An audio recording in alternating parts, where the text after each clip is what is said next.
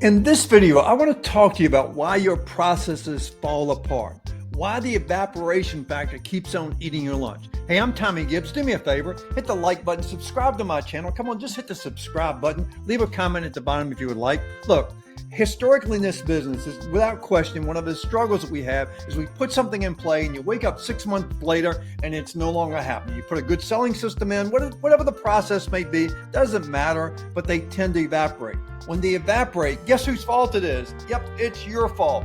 Here's a great book.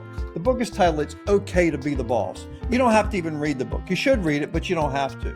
The premise in this book is that if you go into a restaurant and you get really bad service, it's not the person's fault who waited on you. Whose fault is it? It's the boss's fault. Hey, if you're like me, you go into other businesses and you go in there and you cannot understand why this person is in management. You go, this person has no leadership skills. They don't know what they're doing. Why are they in management? But worse than that, I think, at least you should too, is worse than that. Why doesn't their boss, whoever's in charge of that manager, know that they're so bad? And so let's go back to your part here that I'm talking about.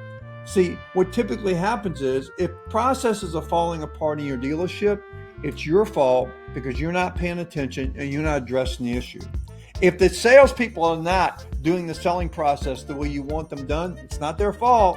It's management's fault. And you have to take responsibility for that. You know, again, it's one of those things where it's like, I don't know how you cannot see when things are going wrong. Do you not have any peripheral vision? Can you not see out the corner of your eye if you're in a leadership position or a management position? I mean, how do you not know these things aren't working correctly?